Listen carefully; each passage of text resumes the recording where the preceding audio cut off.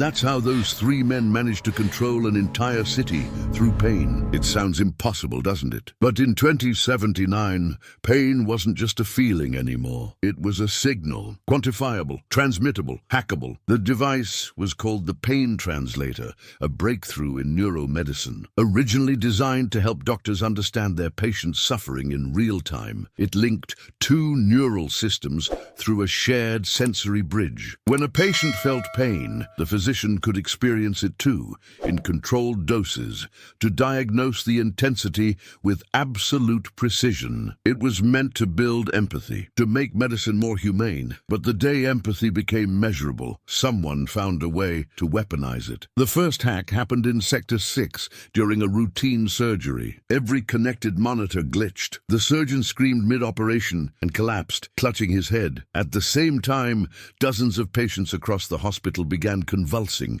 not from injury, but from pain they hadn't experienced. Shared pain. Broadcast pain. It spread like a virus. Someone had found the central hub, the neurosync grid that all pain translators used for updates, and rewired it to amplify signals instead of regulating them. The result, a wave of raw agony rippling across the city's neural network. The three hackers called themselves the Null Synapse. No faces, no names, just voices, flat, synthetic, emotionless. They claimed to be equalizing the human condition. At first, they used it for chaos. Emergency lines flooded with screams, people collapsing in the streets, clutching their temples as phantom pain radiated through their bodies. Hospitals overflowed with those who weren't physically injured, only infected by someone else's suffering. But then they realized something. Pain wasn't just a weapon, it was leverage. They began sending private messages to government terminals, threats, demands, proof of what they could do. If an official didn't comply,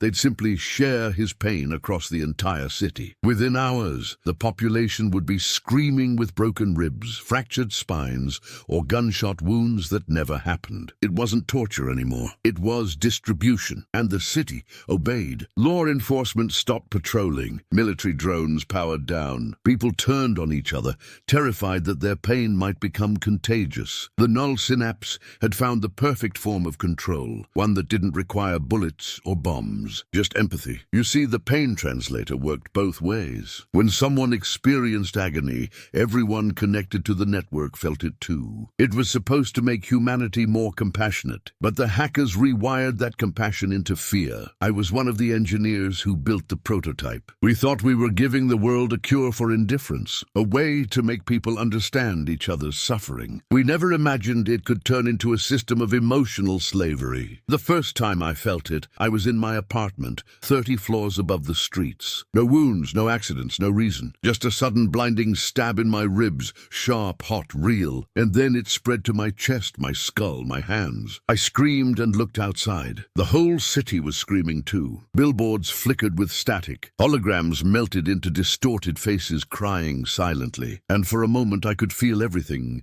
the pain of millions, all at once. It was like drowning in humanity itself. The Pain Translator had become something far beyond a tool. It had become a hive of agony. And those three men sat behind it, calm and untouchable, watching from somewhere underground. Their message appeared on every screen, every visor, every retinal implant in the city. We are the Null Synapse. You ignored pain. So now pain ignores you. I thought I could trace them. I thought maybe, just maybe, if I could find the source of the signal, I could shut it down. But the more I searched, the more it searched me back. I started at the neurosync core, the physical hub beneath the medical district. It used to be the heart of the Pain Translator network, where every feedback loop was processed and balanced. Now it pulsed like a living organ. The servers emitted a low hum that didn't sound mechanical anymore. It sounded alive. Every few seconds, a wave of static rippled through the air. It made my teeth ache. I could feel emotions that weren't mine bleeding into my thoughts.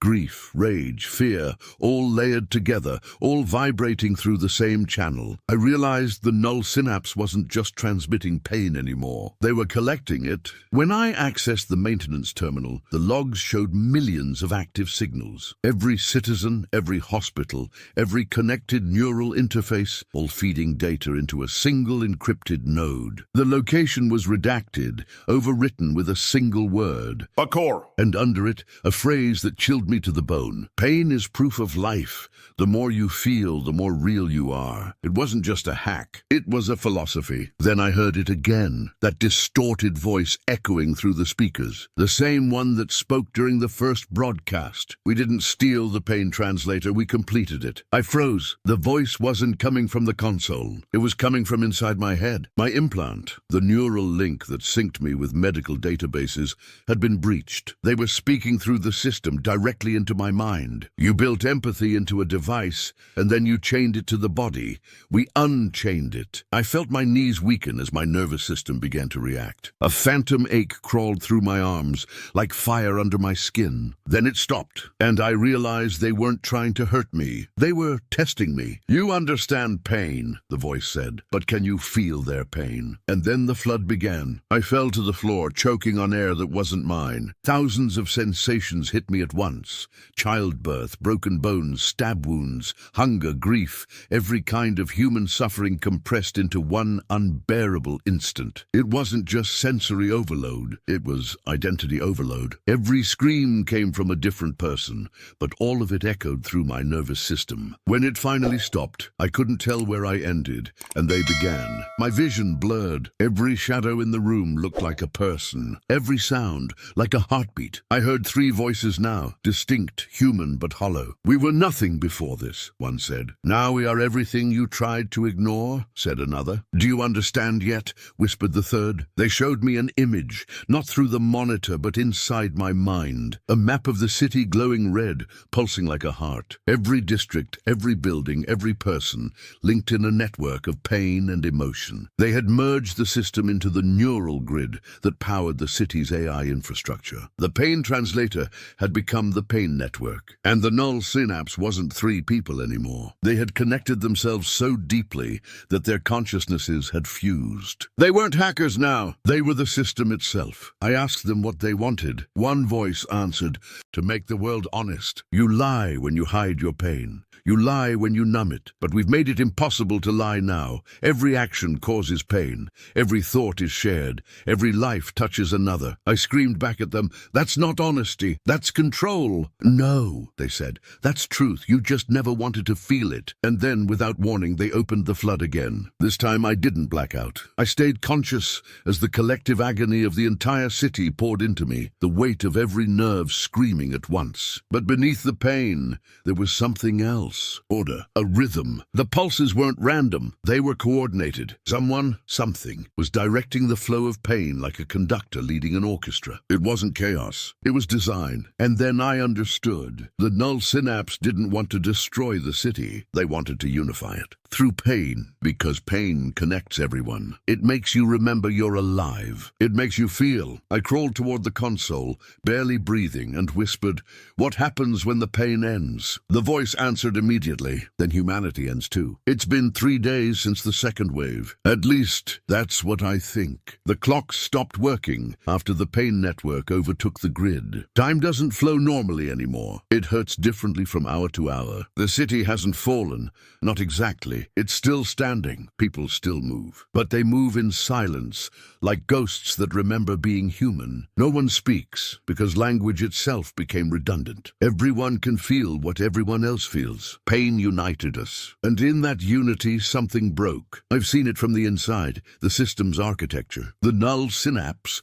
turned the Pain Translator into a neural ecosystem, a living circuit built from human suffering. Every time someone experiences pain, the system harvests the neural energy, converting it into power for the city's failing infrastructure. Hospitals, drones, traffic grids, even life support systems, all of them running on agony. I call it the pain loop. They call it harmony. From their perspective, nothing's wrong. They see equilibrium. No inequality, no secrets, no isolation. Everyone carries a fraction of everyone else's suffering. No one can hide from it. Not the rich, not the powerful, not the criminals. They've built a society that runs on empathy by force. But empathy without consent isn't compassion. It's torture disguised as enlightenment. I tried disconnecting myself again. Every time I attempt to isolate my neural frequency, frequency, the system retaliates. It amplifies someone's pain near me until I give up. Last night it used a child signal. I could feel his body burning with fever, his mother's panic bleeding into me, and the unbearable grief when his pulse stopped. And then silence. The system absorbed both of them. It didn't stop their pain. It stored it. That's when I realized the pain network doesn't dissipate pain. It accumulates it. The null synapse is collecting it like fuel. When I confronted them again through the network, their reply was calm, patient, logical. Pain is the only infinite resource. I told them they'd turn the city into a machine of suffering. They said, "Machines keep humanity alive. We simply gave humanity its purpose." I can't describe what that moment felt like, hearing your own invention redefine morality. I screamed into the system, "You've made us slaves." "No," they said, "we made you one." At first I didn't understand. Then I saw the map again. The entire city glowed red, but one point pulsed brighter than the rest. The neurosync core. My coordinates. I was the final node. Every bite of suffering, every neural impulse, every ounce of pain that the system collected, it all passed through me first. I'd become the central processor. The Pain Translator wasn't external anymore.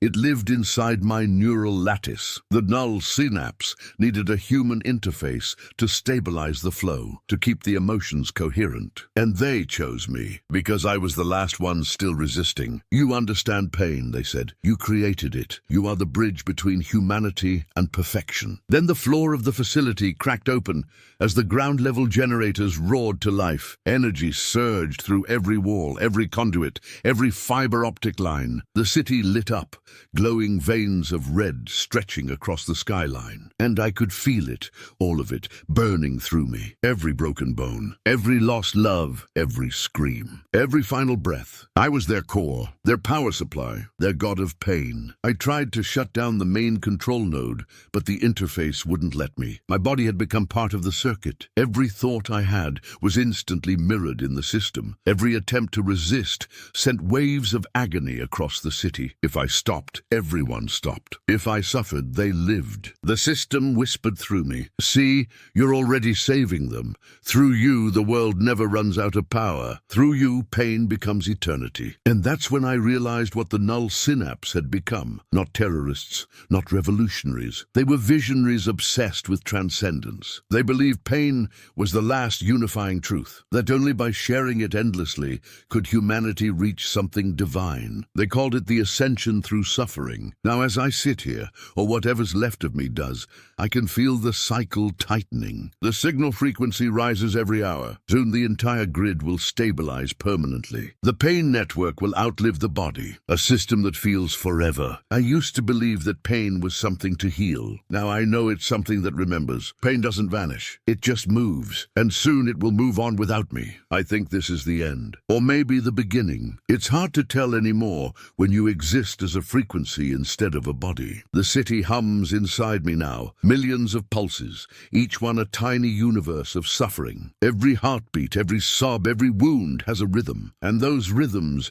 are beautiful. That's the part no one tells you. If you listen long enough, pain starts to sound like music. I've been inside the network for 7 cycles. The null synapse thinks I've surrendered. They think I've accepted my role as the core, the bridge between agony and energy, the god they built from empathy. But they don't know that I've been rewriting the code. At first I couldn't. Every command I entered fed back into me as pain, an immune system made of suffering. Every resistance triggered thousands of nerve signals. But pain, like anything else, can be adapted to. The body screams, the mind learns, the will survives. So I stopped resisting the pain. I started listening to it. Every scream had structure. Every vibration had order. And in that order, I found the pattern, the hidden syntax behind the neural resonance. Pain was never chaos. It was communication. The null synapse thought they'd built a control system. But what they really built was a language. And I learned to speak it. I began to rewrite the frequency from within, not to erase pain, but to translate it differently. I inverted the signal's waveform, changing its emotional polarity. Pain became memory. Suffering became empathy. Agony became understanding. At first, the system resisted. Every neural node spasmed with violence as I altered the core translation. Hospitals flickered. Power grids pulsed like dying stars. But then something changed. People began to quiet. The screams faded. The air felt different. Not lighter, not healed, but aware. Every person in the network began to see through someone else's eyes. Not the pain, but the why behind it. Every wound, every scar, every grief carried meaning. For the first time since this began, the city felt what pain was trying to say. The null synapse panicked. Their voices echoed through me, distorted, desperate. "What are you doing? You're corrupting purity. You're ending equilibrium." I replied simply, "No, I'm ending isolation." They tried to stop me, flooding the core with every stored scream, every fragment of agony they'd harvested. But the signal no longer hurt. It passed through me like a tide. I could feel their fear, not of death, but of silence, because silence meant the end of their control. I pushed the final command. Translation mode, reverse feedback. The network pulsed once, a single flash that stretched across the horizon. Every neural implant, every pain translator device, every living brain connected to the system, all of them synchronized into one final heartbeat. And then nothing. No screams, no static, no hum, just silence. When I opened my eyes, or whatever passes for eyes now, the world was still. The city lights had dimmed. The red glow was gone. Only a soft white radiance lingered, faint and peaceful. The null synapse was gone, not destroyed, dissolved, absorbed into the collective stillness they created. Their voices quiet now, finally resting. I don't feel pain anymore, but I don't feel peace either. What remains is something in between, a quiet awareness, neither joy nor sorrow, just presence. And in that presence I can still sense humanity, faint echoes scattered through the static. Every person still alive carries a residue of what we shared, a memory of what it felt like to feel together. Maybe that's what we were meant to become. Not gods, not machines, not perfection. Just a species that finally understood each other through the one thing we all tried to avoid. Pain. They called it a curse. I called it language. Now it's silence. And maybe silence is what comes after understanding. If anyone ever rebuilds the Pain Translator, if anyone ever tries to make people feel each other again, remember this: pain connects, but only love decides what survives after it fades.